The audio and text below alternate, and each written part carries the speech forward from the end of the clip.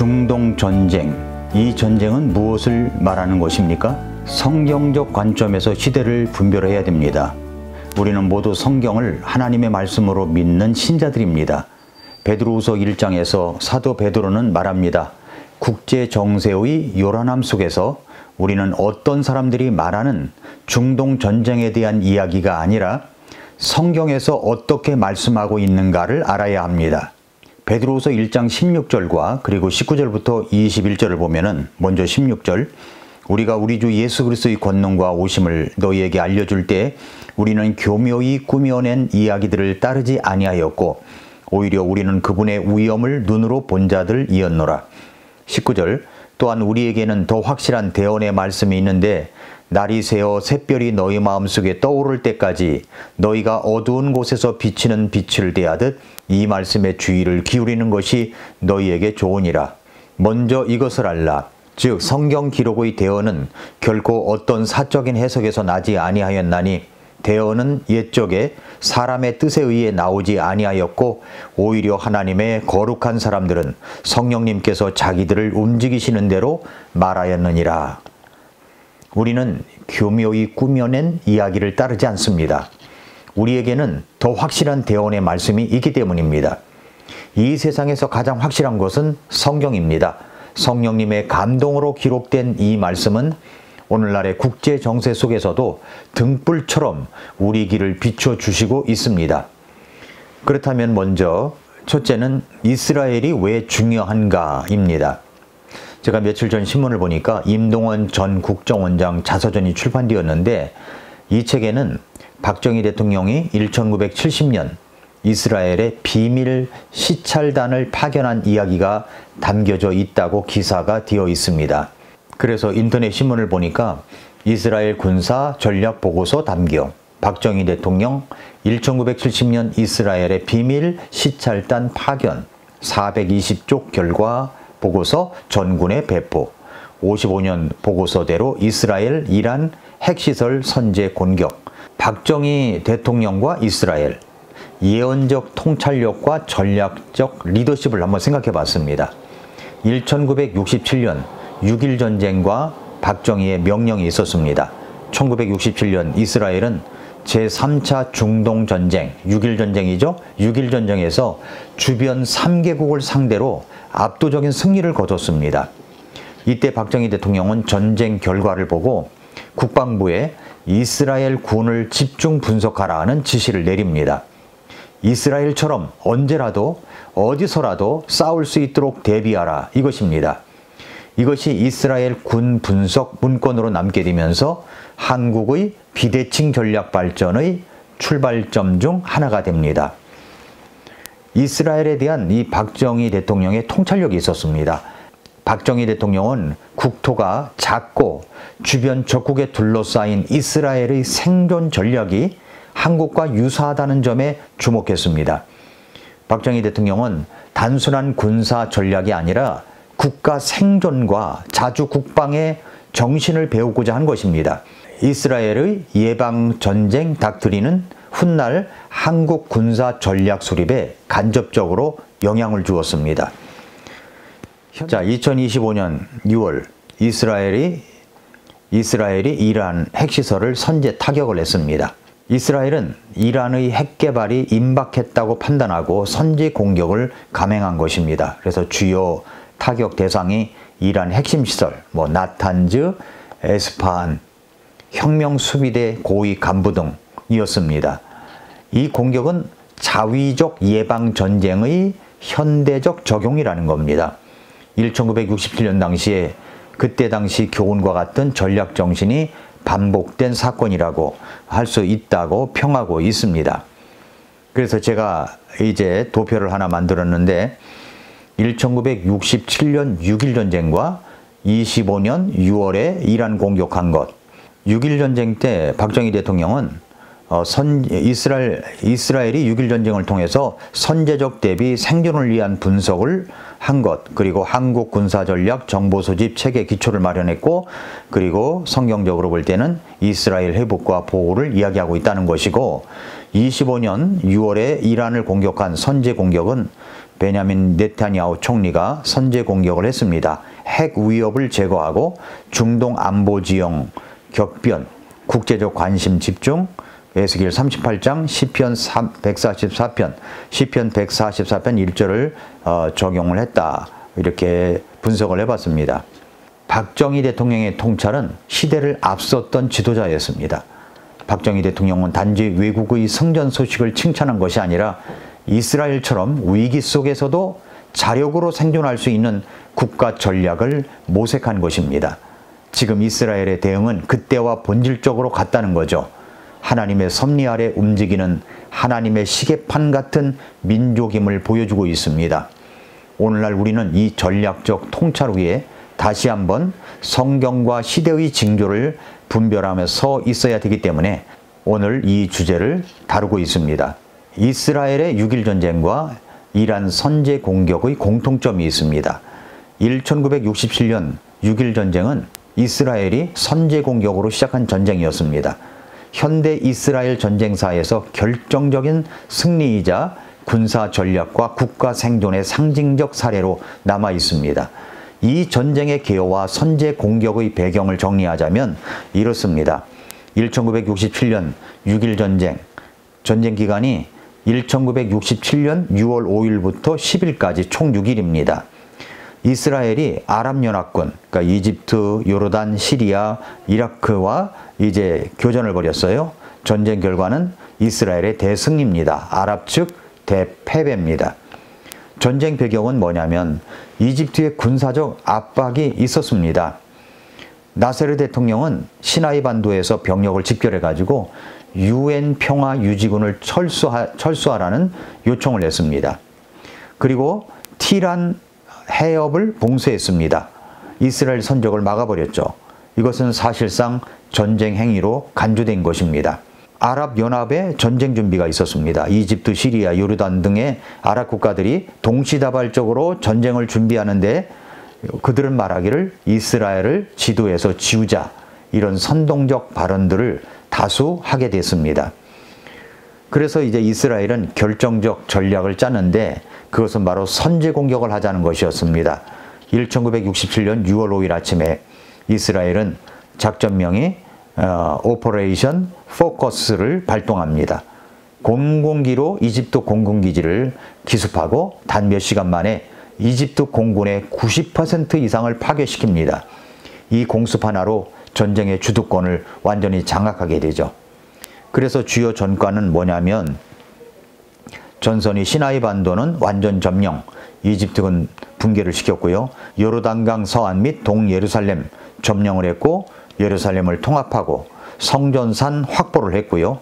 그리고 시리아 골란공원은 점령을 했고 북방의 군사적 방어선 강화를 시켰습니다. 자, 이것을 가지고 이제 성경적으로 어떻게 신학적으로 해석할 수 있느냐. 이 전쟁을 통해 예루살렘 전체가 이스라엘의 수중에 들어오게 됩니다. 그것은 2000년 만에 그렇게 된 거죠. 이것은 누가복음 21장 24절의 예언, 이방인의 때가 차기까지 예루살렘이 이방인들에게 집합이리라의 성취로 해석이 되기도 합니다. 누가복음 21장 24절은 종말론적 해석에 있어서 매우 중요한 구절입니다. 세대주의 종말론을 믿고 있는 성경학자들은 이 구절을 1967년 제3차 중동전쟁, 6.1 전쟁과 연결지어서 이해를 합니다. 누가복음 21장 24절 말씀이 이렇죠. 또 그들이 칼날에 쓰러지고 모든 민족들에게 포로로 잡혀갈 것이며 예루살렘은 이방인들의 때가 찰 때까지 이방인들에게 짓밟히리라. 칼날에 쓰러지며, 이 말은 AD 70년에 로마에 의해 예루살렘이 멸망하고 유대인들이 세계로 흩어진 사건을 예언하는 것입니다. 모든 민족들 가운데로 사로잡혀 가리니, 이것은 디아스포라, 유대인의 세계적 흩어짐을 이야기하고, 그 다음에 예루살렘은 이방인들에게 짓밟히리라. 이후 1900여 년간 예루살렘은 로마, 이슬람, 십자군, 오스만, 영국 등 이방 세력의 지배를 받게 됐습니다. 그리고 이방인의 때가 찰 때까지, 하나님의 섭리 안에서 이방인이 주도하는 시대가 끝날 때까지 이 상태가 계속된다는 의미입니다. 그래서 이 예언이 어떻게 성취가 됐느냐? 1967년의 의미가 있습니다. 이 세대주의적 종말론을 믿고 있는 관점에서 본다면 1948년 이스라엘의 재건은 민족의 돌아옴을 의미합니다. 그러나 예루살렘 전체를 되찾은 것은 1967년 6.1 전쟁이 처음이자 결정적 사건이라고 볼 수가 있습니다. 이 전쟁에서 이스라엘은 동예루살렘과 성전산 포함 전체 예루살렘을 회복합니다. 이로써 예루살렘이 이방인들에게 짓밟히는 시대가 사실상 끝났다고 해석하고 있습니다. 누가복음 21장 24절은 1967년에 부분적으로 성취되었느냐? 그렇다는 겁니다. 세대주의 신학자들, 예를 들어서 잔 왈버드, 드와이트 펜테코스트 등은 이방인의 때가 거의 다 찼으며 1967년이 그 전환점이라고 보고 있습니다. 다만 완전한 성취는 예수 그리스도의 재림과 밀레니엄 왕국에서 이루어진다고 보고 있죠. 즉 1967년은 성취의 결정적 신호이자 전환점이다, 이렇게 보고 있는 것입니다. 여기 도표를 제가 만들어 봤습니다. 참고하시기 바랍니다. 이스라엘의 돌아옴과 회복의 과정 중 핵심적인 이정표로 평가됩니다. 6.1 전쟁은 이스라엘이 선제 공격을 통해서 절체절명의 위기에서 국가를 지켜낸 전쟁입니다. 지형적, 전략적, 종교적 이득을 모두 얻었고 이스라엘군의 신속 정확 결단을 전 세계에 보여주었습니다. 오늘날 이란에 대한 이제 6월에 있었던 이란에 대한 선제 공격도 이 6.1 전쟁의 교훈과 전략적 유산을 이어받은 것으로 해석될 수 있다는 것입니다. 우리는 이것을 잘 알아야 됩니다. 성경의 3분의 2는 이스라엘과 관련된 말씀입니다. 1948년 이스라엘은 하나님의 섭리 가운데서 다시 나라를 세웠고 이것은 예언의 결정적 성취입니다. 특히 1967년 6.1 전쟁에서는 예루살렘 성전 턱까지 확보하게 되었는데 이것은 앞으로의 성전 재건과도 연결되는 매우 중요한 사건입니다. 이스라엘의 회복은 단순한 민족사의 문제가 아니라 예수님의 재림의 시계를 가리키는 표지판이라고 볼 수가 있는 겁니다. 지금 이스라엘이 이란을 이제 핵시설을 공격했습니다. 이스라엘은 이란의 주요 핵시설을 정밀 타격했습니다. 작전명은 뭐냐면 오퍼레이션 라이징 라이언입니다. 일어나는 사자. 이것은 어디서 따왔느냐 그랬더니 민수기 23장 24절 말씀. 보라, 그 백성이 큰 사자같이 일어나고 젊은 사자같이 스스로 일어서서 탈취물을 먹으며 죽인 것에 피를 마시기 전에는 눕지 아니하리라. 이 성경 구절에서 따온 겁니다. 이 공격은 이란이 핵무기를 보유할 위협 속에서 이루어진 선제적 자위권 행사라고 볼 수가 있습니다. 이스라엘 총리 네타냐후는 말했습니다. 지금 행동하지 않으면 다음 세대가 존재할 수 없다. 지금 행동하지 않으면 다음 세대가 존재할 수 없다. 이 말씀은 시편 144편 1절과 로마서 13장 4절 말씀의 현실적 적용이라고 볼 수가 있습니다. 나의 힘이신 주를 찬송할지어다. 그분께서 내 손을 가르쳐 전쟁하게 하시며 내 손가락을 가르쳐 싸우게 하시는도다. 로마서 13장 4절은 그는 너를 위한 하나님의 사역자로서 네게 선을 베푸느니라. 그러나 네가 악한 것을 행하거든 두려워하라. 그가 헛되이 칼을 차지 아니하나니 그는 하나님의 사역자요 보복하는 자로서 악을 행하는 자에게 진노를 집행하느니라. 하나님은 통치자들에게 칼을 헛되이 가지지 않게 하시며 악을 억제하게 하십니다. 이 전쟁은 이미 예언되어 있었다는 것을 알아야 됩니다. 에스겔서 38장 5절 6절에 또 그들과 함께한 페르시아와 에디오피아와 리비아 곧 모두 큰 방패와 투구로 무장한 자들과 고멜과 그의 모든 떼와 북쪽 지방의 도갈마 집과 그의 모든 떼와 너와 함께한 많은 백성을 내가 끌어내리라. 여기 페르시아가 나오죠. 이란입니다. 에스겔 38장은 마지막 시대에 이스라엘을 침공할 세력들을 나열합니다. 그 가운데 페르시아, 곧 오늘날 이란이 있습니다. 지금 일어나고 있는 이 충돌은 우연이 아니라 성경에 이미 예고한 종말의 퍼즐이 맞춰지는 과정이다라고 할 수가 있습니다. 그러므로 성도 여러분, 이 전쟁은 종말의 경고음입니다. 마태복음 24장 6절부터 8절에 예수님은 말씀하셨죠. 많은 사람이 내 이름으로 와서 이르기를 내가 그리스도라 하며 많은 사람을 속이리라.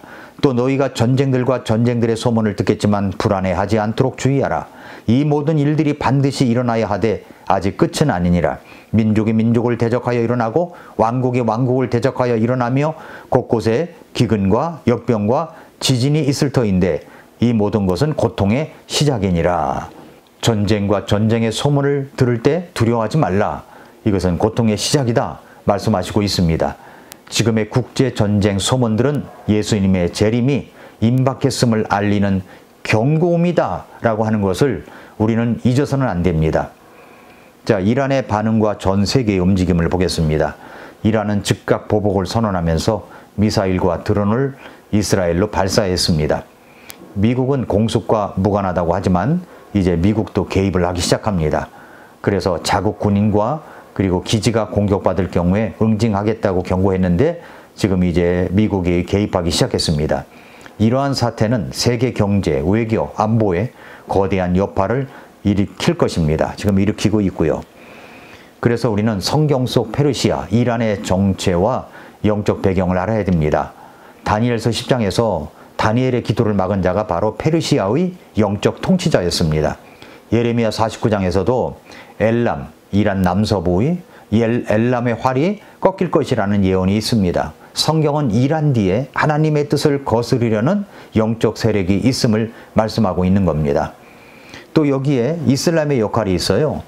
종교 통합 속에 이슬람의 역할이 있습니다. 요한계시록 17장의 음녀 바벨론은 종교적 통합 세력입니다.